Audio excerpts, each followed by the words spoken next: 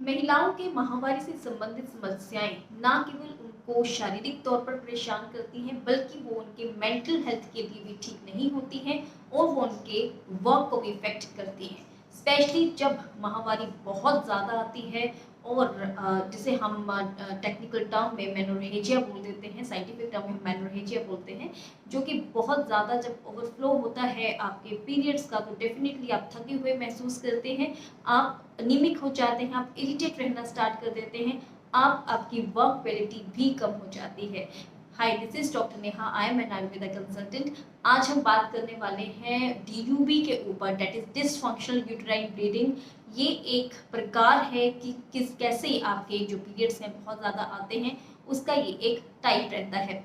तो मेनोरेजिया की अगर बात करते हैं या बहुत ज़्यादा एक्सेसिव ब्लीडिंग है, उसके बहुत सारे कारण हो सकते हैं। उसका जो मोस्ट कॉमन कारण है वो फाइब्रॉइड भी है कि अगर आपके यूट्रस में कोई सोली है उसके कारण भी आपको पीरियड्स बहुत प्रोलॉन्ग्ड तक आते हैं, या फिर आपको एडिनोमायोसिस या एंडोमेट्रियोसिस का इशू है, बल्कि यूट्रस का इशू जिसे हम बोल देते हैं कि आपके बच्चेदानी का साइज जो है वो बड़ा हुआ होता है, उसके कारण भी आपको पीरियड्स बहुत ज़्यादा देर तक रहते हैं।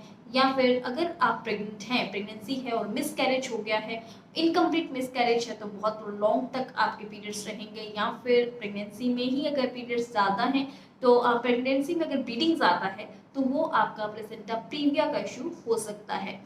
और अगर आपके हार्मोन इम्बैलेंस है या फिर आपको वीकनेस के कारण या आपने बहुत सारी रिपोर्ट्स करवाई हैं लेकिन उसमें कुछ भी नहीं फाइंड आउट हो रहा है, तो ये सुजेस्ट करता है कि आपको डीयूबी हो सकता है, आपको डिसफंक्शनल यूटेराइन ब्लीडिंग का इशू हो सकता है।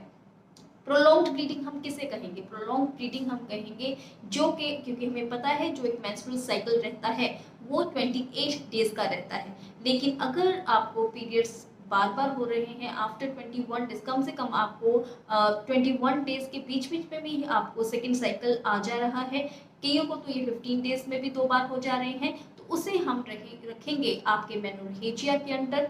या फिर जो नॉर्मल ब्लीडिंग है वो 3 to 5 डेज रहती है, और अगर ये ब्लीडिंग 7 डेज से ऊपर चल रही है और आपको साथ में हैवी ब्लीडिंग है विथ क्लोट्स है, तो ये सुजेस्ट करता है आपको मेनोरेजिया का इशू है और डेफिनेटली आपको चेकअप की ज़रूरत है। तो अगर डीयूपी की हम बात करते हैं, that is dysfunctional uterine bleeding, इसके जो सिम्टम्स रहते हैं उसमें आपको हैवी ब्लीडिंग रहेगा, विद क्लोट्स रहेंगे, ठीक है, आपके लोअर एब्डोमेन में पेन हो सकता है। अगर ब्लीडिंग ज़्यादा है तो डेफिनेटली आप लेथार्जिक फील करेंगे, आपके एनर्जी का लेवल बहुत ज़्यादा डाउन हो जाएगा, आपका एचपी लेवल डाउन हो जाएगा, आप इरिटेट रहेंगे। तो ये सारे सिम्टम्स जो हैं वो आपके डीयूबी के होते हैं। नाउ डायग्नोसिस, हम कैसे हमें पता चले कि डीयूबी है? जितनी भी फाइंडिंग्स रहती हैं, फिजिकल फाइंडिंग्स रहती हैं डीयूबी के पेशेंट की, वो नॉर्मल रहती हैं। अगर आप अल्ट्रासाउंड करवाते हैं वो नियर नॉर्मल आएगा, उसमें कोई फाइब्रोइड नहीं है, उसमें कोई भी बल्कि यूट्रस का इशू नहीं है, उसमें कोई ओवेरियन सिस्ट नहीं है, कोई भी आपका मिसकैरेज नहीं हुआ है, अगर आप प्रेग्नेंट हैं तो ये सब सजेस्ट करता है कि आपको डिसफंक्शनल यूट्राइन ब्लीडिंग हो सकता है।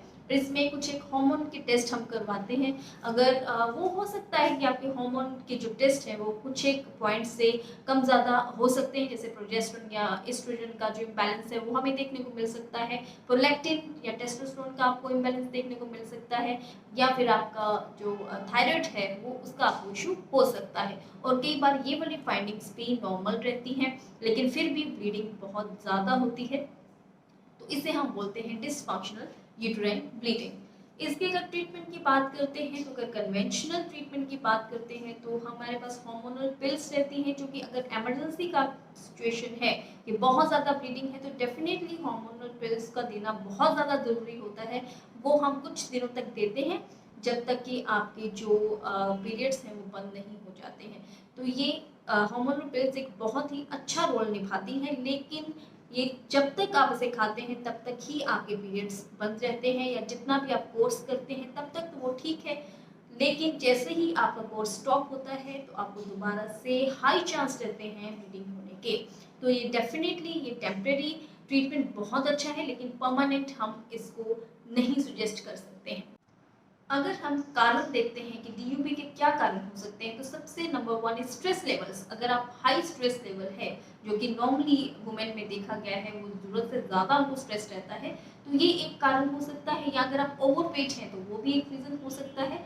या फिर आपका डाइटरी जो लाइफस्टाइल है वो ठीक नहीं है, आपकी डाइट में ज़्यादा सेचुरेटेड फैट्स हैं, या फिर आपको ज़्यादा रिफाइंड आपकी डाइट में ज़्यादा है, रिफाइंड एंड फ्राइड एंड जो ऑयली सब्सटेंस है वो अगर आप डाइट में ज़्यादा ले रहे हैं तो एक रीज़न हो सकता है कि आपको DUB हो। तो इसकी मैनेजमेंट में भी हम यही बोलते हैं कि आपको जितना भी बाहर का फ्राइड या रिफाइंड है वो आपको स्टॉप करना है, जिससे कि आपको बहुत ज़्यादा बेनिफिट मिलेगा। आपको टी या कॉफ़ी, कैफीन वाले प्रोडक्ट्स भी आपको कम करने होते हैं इसमें। सो अब बात करते हैं हम आयुर्वेद की कि आयुर्वेद में क्या इसका वर्णन है, तो इसको हम कैसे मैनेज कर सकते हैं विद आयुर्वेदा। आयुर्वेद में इसे हम रक्त प्रदर बोलते हैं, इसको अश्रिकदर भी बोला जाता है, ठीक है। तो इसमें जो दोष का इम्बैलेंस रहते हैं वो त्रिदोष ये प्रॉब्लम है, तीनों दोष इसमें इम्बैलेंस रहते हैं। अगर और डीप जाते हैं तो हम देखते हैं कि इसमें अपान वायु और साथ में रंजक पित्त और अवलंबक कफ जो है इसका इम्बैलेंस देखने को मिलता है। तो ये प्रॉब्लम त्रिदोषित है। और इसका अगर हम देखते हैं कि ट्रीटमेंट मॉड्यूल, तो ट्रीटमेंट में हमारे पास बहुत अच्छी हर्ब्स रहती हैं जो कि आपके यूट्रस के ऊपर वर्क करते हैं, जो कि आपके HPU axis, that is hypothalamus pituitary axis, जो कि ये सब कुछ आपके हार्मोनल इम्बैलेंस के कारण ही हो रहा है, तो वहाँ पर एक्ट करती हैं। ऐसे ही हमारे पास थेरेपिस्ट रहती हैं जो कि आपके HPO एक्सेस को एक्टिवेट करती हैं, और जिससे कि आपको 100% रिजल्ट्स देखने को मिलते हैं आपके DUB में। तो इसमें स्पेशली पोलबद्ध रस, लोद्र आसव, पतरांग आसव, कुमार आसव, ऐसे करके हमारे पास अनलिमिटेड मेडिकेशंस होती हैं जो कि पेशेंट के प्रकृति के अकॉर्डिंगली और दोष और रोगों के प्रकृति के अकॉर्डिंगली हम सिलेक्ट करते हैं। नागेश्वर चूर्ण है हमारे पास, पुष्यनुप चूर्ण है हमारे पास। तो ऐसे करके बहुत सारी हर्ब्स रहती हैं जो कि हम डिसाइड करते हैं पेशेंट को कैसी प्रॉब्लम है, उसके अकॉर्डिंगली हम देना स्टार्ट करते हैं। और थेरेपीज में हम नस से करने को बोलते हैं, नस से हम षटबिंदु तेल से करने को बोल देते हैं, यानु तेल से भी आप नस से कर सकते हैं, जिससे कि आपका HPU एक्सेस एक्टिवेट हो जाता है। तो ये एक आयुर्वेदिक मेडिकेशंस का ट्रीटमेंट रहता है। इसमें पंचकर्मा में हम इसमें मात्रा बस्ती का बहुत अच्छा योगदान रहता है। उसमें चंद्रमाला लाक्षाती की जो मात्रा बस्ती रहती है वो बहुत इफेक्टिव है, 100% इफेक्टिव है मात्रा बस्ती। हम इसमें ज़रूर अपने पेशेंट्स को करते हैं। Now coming to the home remedies, कि आप घर पे क्या कर सकते हैं कुछ एक चीज़ें। सबसे पहले तो आप अपनी फॉल्ट्री जो डाइट है उसको आप करेक्ट करिए। सेकंड, आप अपना स्ट्रेस लेवल कम करिए। अगर आप ओवरवेट हैं तो आप वेट कम करिए, या अगर नॉर्मल है वेट तो भी आप फिजिकल एक्टिविटी जरूर रखें, क्योंकि अगर आप बिल्कुल फिजिकली इनएक्टिव रहते हैं तो ये भी एक रीज़न रहता है आपके हार्मोन के इम्बैलेंस होने का। तो फिजिकली एक्टिव रहना बहुत ज़्यादा इंपॉर्टेंट है। इसके अलावा आप क्या कर सकते हैं, आप पुष्यानुक चूर्ण एक आयुर्वेदिक मेडिकल स्टोर से आपको मिल जाएगा।